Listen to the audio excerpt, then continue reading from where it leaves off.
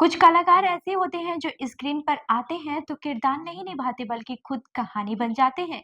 Hindi cinema में स्मिता पाटिल ऐसा ही एक नाम है। आज भले ही वो हमारे बीच नहीं है, लेकिन उनकी आंखों की गहराई, चेहरे के भाव और संवाद, बोलने का तरीका आज भी लोगों के दिलों में जिंदा है। बेहद कम समय के करियर में उन्होंने वो काम कर दिखाया जो बड़े बड़े सितारे उम्र भर नहीं कर पाते।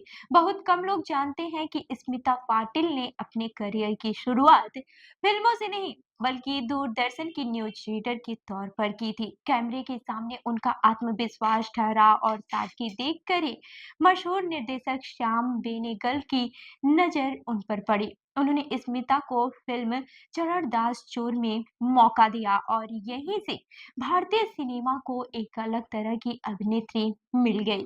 उस दौर में जब ग्लैमर और भारी मेकअप का चलन था, स्मिता पाटिल बिल्कुल अलग दिखाई देती थी। बिना ज्यादा सजावट, सादे कपड़ों में भी उनका असर गहरा होता था। उनकी सबसे बड़ी खासियत ये थी कि एक ही टेक में सीन पूरा कर देना। यही वजह थी कि बड़े बड़े निर्देशक उन्हें प्यार से वन टेक क्वीन कहा करते थे।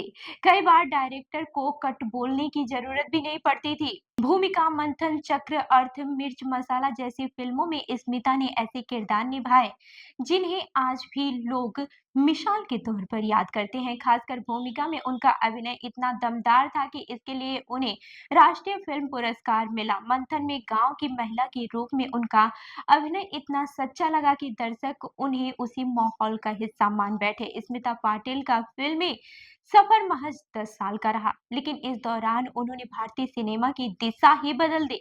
1985 में भारत सरकार ने उन्हें पद्मश्री से सम्मानित किया। निजी जीवन की बात करें तो उन्होंने अभिनेता राज बब्बर से शादी की थी और उनके बेटे प्रतीक बब्बर है। 13 दिसंबर 1986 को सिर्फ 31 साल की उम्र में स्मिता पाटिल दुनिया को अलविदा कर गई, लेकिन उनकी कला, उनकी सादगी और उनका अभिनय आज भी जिंदा है। सच कहा जाए तो स्मिता पाटिल सिर्फ एक अभिनेत्री नहीं थी, वो अभिनय की एक पूरी पाठशाला थी। तो स्मिता पाटिल की ये कहानी आपको कैसी लगी, हमें कमेंट करके जरूर बताएं और ऐसी ही अन्य कहानियों के लिए हमारे चैनल को लाइक करें, शेयर करें और सब्सक्राइब करना ना भूलें।